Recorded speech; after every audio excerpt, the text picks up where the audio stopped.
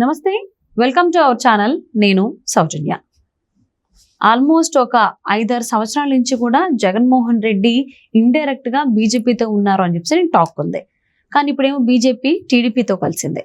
మరి ఇప్పుడు వేరే పార్టీ ఎవరున్నారు కేంద్రంలో ఆయనకు సపోర్ట్ ఇచ్చేదానికి అంటే కాంగ్రెస్ పార్టీ తప్ప ఇంకేమీ కనిపించట్లేదు. ఇప్పుడేమో ఆ కాంగ్రెస్ పార్టీ చెంతనే చేరడానికి జగన్మోహన్ రెడ్డి పావులు కదుపుతున్నారన్నగా టాక్ వినిపిస్తోంది.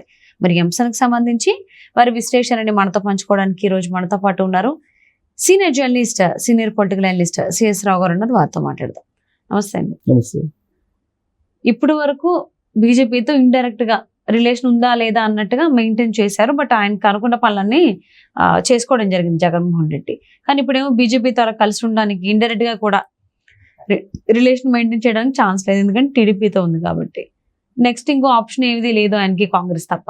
కాబట్టి జగన్మోహన్ రెడ్డి కాంగ్రెస్ లో చేరడం కోసం, కాంగ్రెస్ సపోర్ట్ తీసుకోవడం కోసం ప్రయత్నాలు చేస్తున్నారు. దానికి అనుగుణంగానే పావులు కదుపుతున్నారు అని అంటున్నారు. ఇది ఎంతవరకు వాస్తవం? అది అలా జగన్మోహన్ రెడ్డి చేసేటువంటి అవకాశం ఉందా? ఒకటేంటంటే ఇప్పుడున్నటువంటి పరిస్థితుల్లో జగన్మోహన్ రెడ్డికి ఇండియా కూటమితో టచ్లోకి వెళ్ళటం తప్ప మరొక మార్గం లేదు. ఎందుకంటే ఢిల్లీలో ఏదో ఒక అలయన్స్ తోటి ఖచ్చితంగా టచ్లో ఉండాలి. అదర్వైజ్ ఇక్కడ జరిగేటువంటి పరిణామాలు ఏంటి? డబుల్ ఇంజిన్ సర్కార్ ఏర్పడింది. ఆంధ్రప్రదేశ్లో కానీ ఢిల్లీలో కానీ ఒకే ప్రభుత్వం ఉంది.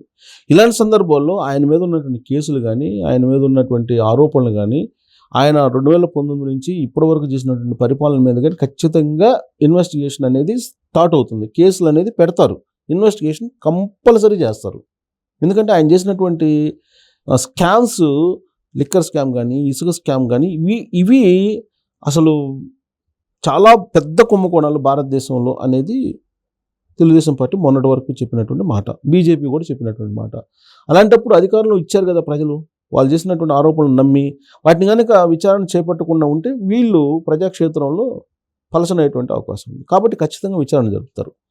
ఒకవైపు పాత కేసులు, ఇంకొక వైపు కొత్త కేసులు, వీటన్నిటి నడుమ ఎంతో కొంత సపోర్టు ఢిల్లీ లెవెల్లో లేకపోతే మనుగడ సాగించడం కష్టం ఎవరికైనా, జగన్మోహన్ రెడ్డి గారు ఎవరికైనా. ఇప్పుడు చంద్రబాబు నాయుడుకి అధికారంలో రాకపోతే చంద్రబాబు నాయుడు గారి పరిస్థితి కూడా అదే. సో కాబట్టి ఇప్పుడు ఉన్నటువంటి పరిస్థితులు జగన్మోహన్ రెడ్డికి ఒకే ఒక ఆప్షన్ ఏంటంటే ఇండియా కూటమితో టచ్లో ఉంటాం. పైగా కాంగ్రెస్ పార్టీ తోటి మొదటి నుంచి ఆయనకు పరిచయాలు ఉన్నాయి. అసలు వైఎస్ ఫ్యామిలీయే రాజకీయంగా ఎదిగింది కాంగ్రెస్ పార్టీ నుంచి. ప్లస్ ఎన్నికల ముందు ప్రశాంత్ కిషోర్ ఒక సలహా ఇచ్చారు. మహారాష్ట్రలో శరద్ పవార్ తోటి భేటీ అయిన తర్వాత ఆయన మాట్లాడుతూ కాంగ్రెస్ పార్టీ మళ్ళీ ఢిల్లీలో అధికారంలో రావాలంటే ఎన్నికలకు దాదాపు 6-7 నెలల ముందు, 1 సంవత్సరం ముందు ఇచ్చినటువంటి సలహా ఏంటంటే కాంగ్రెస్ పార్టీ మళ్ళీ అధికారంలో రావాలంటే దేశంలో ఉండే వివిధ రాష్ట్రాల్లో బలమైనటువంటి ప్రాంతీయ పార్టీలతో పొత్తు పెట్టుకోవాలి అనేటువంటి ఒక కాన్సెప్ట్ని సోనియా గాంధీని ప్రశాంత్ కిషోర్ కలిసినప్పుడు ఇచ్చారు. పవర్ పాయింట్ ప్రజెంటేషన్ ఇచ్చి గాంధీ ఫ్యామిలీ నుంచి ఏఐసిసి అధ్యక్ష బాధ్యతలను తప్పించడం, అలాగే రాష్ట్రాల్లో ఉండేటువంటి బలమైనటువంటి ప్రాంతీయ పార్టీలతోటి పొత్తు పెట్టుకుంటే కనుక కాంగ్రెస్ పార్టీ అధికారంలోకి వస్తుంది అనేది ఆయన ఇచ్చినటువంటి సలహా అప్పట్లో. ఆ సందర్భంగా ఆంధ్రప్రదేశ్లో కాంగ్రెస్ పార్టీ వైఎస్ఆర్ కాంగ్రెస్ పార్టీ పొత్తు పెట్టుకునే అవకాశం ఉంది అనేది అప్పట్లోనే చర్చ జరిగింది. కానీ జగన్మోహన్ రెడ్డి చాలా మాట్లాడినారు కదా, అసలు వైఎస్ రాజశేఖర రెడ్డి చనిపోవడానికి కారణమే కాంగ్రెస్ పార్టీ, సోనియా గాంధీని చంపించింది అని చాలా ఆరోపణలు చేశారు. వాటన్నిటికీ షర్మిల రీసెంట్గా ఎన్నికల ప్రచారం సందర్భంగా క్లారిటీ ఇచ్చారుగా. సో ఇప్పుడున్నటువంటి ఆప్షన్ ఏంటంటే కాంగ్రెస్ పార్టీకి వెళ్తాం జగన్మోహన్ రెడ్డికి. ఎందుకంటే బలమైనటువంటి ప్రతిపక్షంగా దేశంలో ఢిల్లీలో ఇండియా కూటమి కనిపిస్తూ ఉంది. బలహీనమైనటువంటి ప్రభుత్వం కింద ఇప్పుడు నరేంద్ర మోడీ ప్రభుత్వంలో కనిపిస్తున్నాడు, ఏర్పాటు చేస్తున్నాడు ఎన్డీఏ తరఫు నుంచి.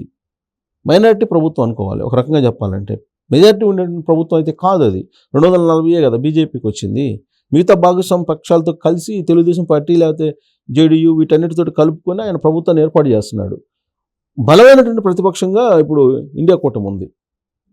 సో ఇలాంటి సందర్భంలో జగన్మోహన్ రెడ్డికి ఉన్నటువంటి ఆప్షన్, ఇప్పుడు ఉన్నటువంటి ఆయన కేసులు వీటన్నిటి నుంచి బయటపడాలన్నా, లేదంటే ఆయనకి ఎంతో కొంత సపోర్ట్ కావాలన్నా కానీ ఆయనకు ఉండేటువంటి ఎంపీలు కానీ, లేదంటే ఆయనకు ఉండేటువంటి రాజ్యసభ సభ్యులు ఉన్నారు, వాళ్ళు కానీ వీళ్ళందరూ ఉన్నారు కాబట్టి ఆయనకు ఎంపీలు ఒక 3-4 ఉన్నారు కదా, నలుగురు ఉన్నారు కదా. ఈ నలుగురిని ఇండియా కూటమికి ఇచ్చి ఇండియా కూటమి సపోర్ట్ తీసుకుంటే కనుక జగన్మోహన్ రెడ్డికి సంబంధించిన కేసులు కానీ లేదంటే జగన్మోహన్ రెడ్డిని ఆదుకోవడానికి కానీ అట్లీస్ట్ ఎంతో కొంత అక్కడ ఢిల్లీ స్థాయిలో బలం ఉంటుంది.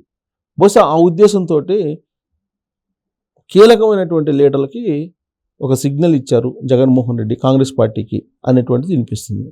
అంటే ఇండియా కూటమితోటి టైఅప్ అవుతున్నారు అనేది దానికి కారణం కూడా లేకపోతే ఇండియా కూటమి కూడా చంద్రబాబు నాయుడికి ఆహ్వానం పంపింది. కానీ చంద్రబాబు నాయుడు నేను ఎన్డీఏలో భాగస్వామిగా ఉన్నాను కాబట్టి నేను రాలేనని చెప్పి చాలా క్లియర్గా చెప్పేశారు. సో దాంతో ప్రత్యామ్నాయ మార్గాలను ఎంచుకుంటుంది కదా ఇండియా కూటమి, సహజంగా ఎంచుకుంటారు ఎవరైనా.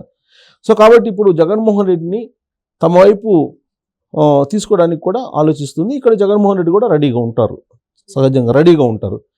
ఇలాంటి పరిస్థితుల్లో జగన్మోహన్ రెడ్డి బలం ఏంటి అని అంటే అతనికి తమిళనాడు సీఎం స్టాలిన్ మత పరంగా క్లోజ్గా ఉంటారు. తర్వాత తెలంగాణలో కేసీఆర్ క్లోజ్గా ఉంటారు. సరే ఆయనకి లోక్సభలో ఎంపీలు లేకపోవచ్చు కానీ రాజ్యసభలో ఉన్నారు కేసీఆర్కి. సో కాబట్టి ఇక్కడ కేసీఆర్ గురువు. ఇక కర్ణాటకలో ఆయన ఎంతో కొంత ఇన్ఫ్లుయెన్స్ చేయగలడు. బీజేపీలోనే ఆయనకు కావాల్సినటువంటి వాళ్ళు ఉన్నారు జగన్మోహన్ రెడ్డికి. అంటే బీజేపీలో గెలిచినటువంటి వాళ్ళని గాలి జనార్దన్ రెడ్డి ద్వారా చీల్చేటువంటి అవకాశం కూడా లేకపోలేదు. అందుకే ప్రస్తుతం అయితే నరేంద్ర మోడీ ఆధ్వర్యంలో ఎన్డీఏ ప్రభుత్వం ఏర్పడినప్పటికీ కూడా రాబోయేటువంటి రోజుల్లో ఎన్డీఏ ప్రభుత్వాన్ని పడగొట్టడానికి జగన్మోహన్ రెడ్డి అనేటువంటి అతన్ని ఉపయోగించుకోవచ్చు. కర్ణాటకలో, తమిళనాడులో, తర్వాత తమిళనాడులో స్టాలిన్ ఎలాగో బలంగా ఉన్నాడు. తర్వాత తెలంగాణలో ఇప్పుడు కాంగ్రెస్ పార్టీ తరపు నుంచే ఎంపీలు ఉన్నారు కొంతమంది. ఆయనకి కావాల్సిన ఇప్పుడు ఎప్పుడు కూడా రేవంత్ రెడ్డి ప్రభుత్వాన్ని పడగొట్టేది ఎవరంటే ఒక మంత్రి పేరు చెబుతుంటారు. సో ఆ మంత్రి ఒకళ్ళిద్దరు ఎంపీలని ఇక్కడ ఇన్ఫ్లుయెన్స్ చేయగలడు. సో తెలంగాణలో కాంగ్రెస్ పార్టీ ఎంపీలు ఉన్నారు, తర్వాత బీజేపీ ఎంపీలను కూడా ఒకళ్ళిద్దరిని లాక్కోగలడు జగన్మోహన్ రెడ్డి. సో ఇలా ఆయన పరిచయాలు తెలంగాణలో కానీ కర్ణాటకలో కానీ ఇవన్నీ ఉన్నాయి కాబట్టి తన ముగ్గురు నలుగురు ఎంపీలు ఉన్నారు. నలుగురు ఎంపీలతో పాటు ఇంకొక నలుగురిని తీసుకురాగలడు బీజేపీ నుంచి అనేటువంటిది ఉంది జగన్మోహన్ రెడ్డి మీద ఒక అభిప్రాయం. ఆ బలం ఉంది, డబ్బు ఉంది. సో అందుకని చెప్పి ఇండియా కూటమి ఒకే వచ్చేయచ్చు, రండి అని చెప్పి చెప్పచ్చు. జగన్మోహన్ రెడ్డి కూడా అవసరం. అయితే ఇక్కడ ఒక ట్విస్ట్ ఏంటంటే గతంలో జగన్మోహన్ రెడ్డి జైలుకి వెళ్ళినప్పుడు 16 నెలలు ఉన్నప్పుడు బెయిల్ రావడానికి కారణం సోనియా గాంధీ. వీళ్ళందరూ ఫ్యామిలీ పోయి కలిసినప్పుడు వైఎస్ఆర్ కాంగ్రెస్ పార్టీని విలీనం చేస్తానని చెప్పి మాట ఇచ్చారు కాంగ్రెస్ పార్టీకి.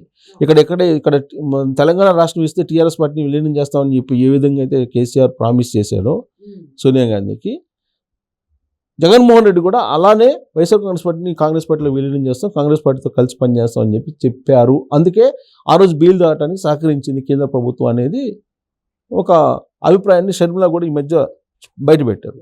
సో కాబట్టి ఇప్పుడు జగన్మోహన్ రెడ్డి అన్ని కోణాల నుంచి ఆలోచించిన తర్వాత కాంగ్రెస్ పార్టీ ఏమంటుందంటే అసలు కాంగ్రెస్ పార్టీలో మీ పార్టీని విలీనం చేయొచ్చు కదా,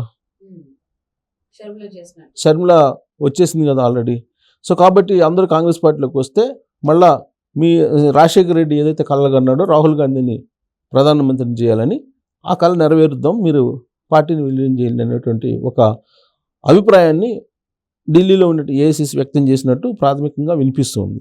సో రాబోయేటువంటి రోజుల్లో మరి వీళ్ళు ఇండియా కూటమితో దూరంగా సపోర్ట్ చేస్తారా, లేకపోతే ఇండియా కూటమితో కాంగ్రెస్లో మెర్జ్ అవుతారా? అసలు జగన్మోహన్ రెడ్డి తాను కాపాడుకోవడం కోసం ఇండియా కూటమికి దగ్గరగా మీరన్నట్టు అందులో మెర్జ్ అయిపోతాడా, లేకపోతే ఇన్ని సంవత్సరాలు బీజేపీతో ఎలా అయితే చీకటిగా ఉండేటువంటి రిలేషన్ మెయింటైన్ చేస్తారో అలాగే మెయింటైన్ చేస్తారని చూద్దామండి. థ్యాంక్స్ సో మచ్ రావు గారు.